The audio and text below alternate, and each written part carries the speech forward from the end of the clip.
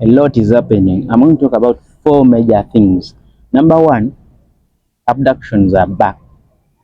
Abductions are happening within a few days. We are seeing so many people are being abducted, and it is unfortunate they are being abducted by the security organs or the security operatives that should be protecting the people of Uganda. We have seen abductions of the NUP members. We have seen raiding of the office of the NUP. At the same time, we are seeing the voices coming out that with all what is happening, why don't we just boycott the 2026 elections? And I'm here to tell you that you shouldn't fall victim for that. That is exactly what the regime is trying to do, to frustrate each and everyone, frustrate anyone that is associated with NUP, to the extent that you hate to have that red beret, to the extent that you hate to associate yourself with anything that involves red and NUP, to the extent that you will even hate to go to an election. Because the voices have been coming before that. With all these killings that happened during elections, worse was 2021. But why don't we just give up? Why don't we just mobilize ourselves and we boycott the elections? Well, don't fall trap for that. Don't fall a victim to that. That is exactly what the regime wants you wants to happen to you. Because if you do not participate in the elections, we all know that they will bring their own people. Then people are like, even if they bring their own people, at least the major opposition shall not be part of it.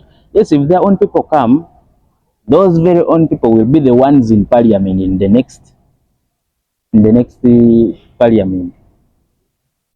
And then you other people will not be part. Just imagine if we didn't have Joel Senyonyi in parliament right now, with all the rot we have seen, all the theft, all, just imagine we didn't have Joel Senyonyi in parliament.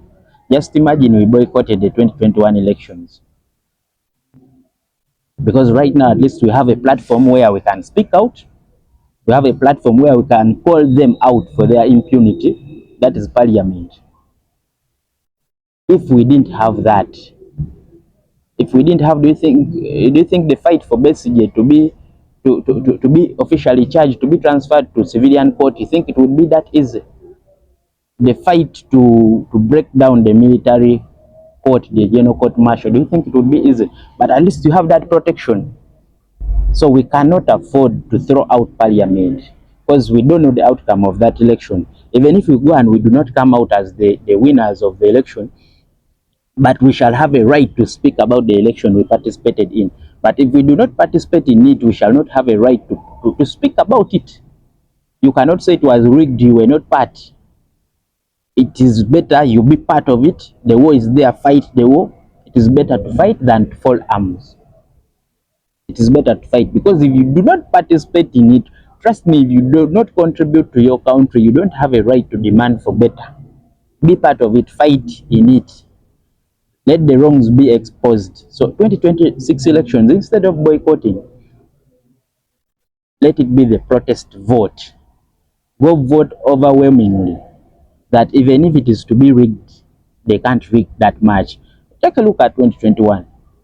There was violence, there was killing, there was abductions, but even with all that, people voted massively to the extent that even when they decided to rig, they had some shame.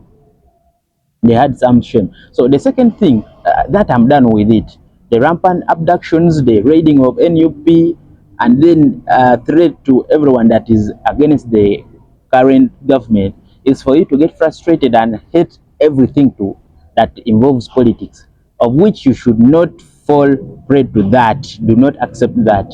The more they bring in the violence, is the more you must participate, is the more you must ask for better. For example, take a look. We have these people look at the rest of Ugandans as though they are living on their command. It's like you breathing is a favor from them. So for example, when you look at General Nalweso speaking, with due respect, she will speak and demean everyone that is not in their system. And there's a way they all assume immortality, is like they are here for eternity. It's like they won't die because they use death to threaten. I think when you listen to them speak, you can hear some form of authority that they try to exert. Like the rest of you don't have that much say. In fact, not that much. You don't have a say. But this is your country. You have the right to demand for better. It doesn't matter whether people are abducted or not. And fortunately now, even if they abduct you, they can't take you to the general court martial. Just imagine the general court martial was there. All these NUP people who were abducted would appear before the general court martial, and in just seconds they would be in Chitalia.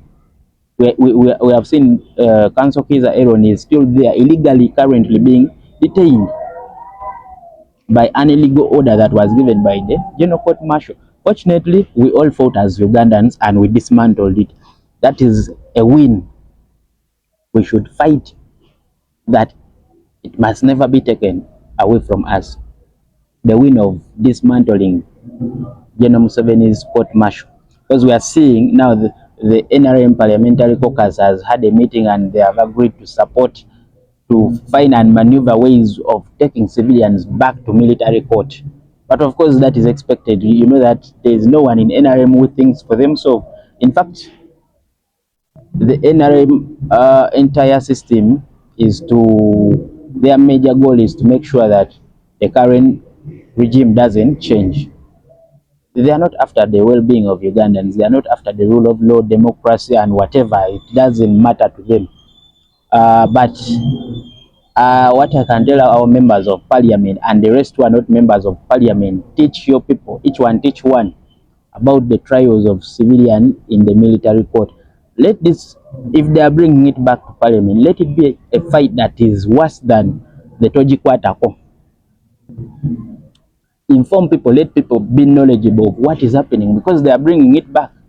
They want to look for any alternative, any loophole in the Supreme Court judgment to find ways of taking civilians back into the military court, of which they will do.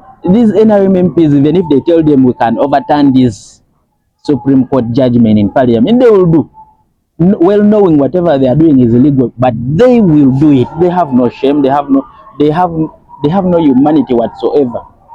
They are on command. You may imagine they are soldiers. They are not, but they are on command. They act on command. They don't refuse anything as long as it involves money transactions, because currently the system has put the constitution under transaction. So each one teach one. Let this fight not take the civilians back to military court. Of course, some people imagine it doesn't concern them. They imagine so. But when you take a look and you say, where was Jamil Mukulu tried? It was civilian court. But this is a man who was alleged to be having rebel groups with guns, pangas. But he wasn't taken to the general court martial. But you know the people who are being taken to general court martial, the NUP supporters, for putting on a red overall, red beret. That is how much they have degraded the general court martial. It is no longer trying the army with respect, because I understand if you are an army officer and you before the general court martial, the ones who are trying you should be having higher ranks than you. But then you bring these civilians before the general court martial for crimes that logically you can't charge anyone, but because there are orders from above and all that, you have to charge. Shamelessly, you have to do it. So let's not lose that fight. It is a fight that is coming. The UPDF amendment bill or act was withdrawn because they want to modify it. They are saying in line with the Supreme Court ruling or judgment, but their main aim is to make sure to find ways of taking civilians back in the general court martial. That is all. And with civilians, anyone who is opposed to the current system, or anyone who is asking for better, anyone who is asking the current system to respect the rule of law, uphold human rights and accountability and corruption, you will go there. There are people who imagine these things don't concern them.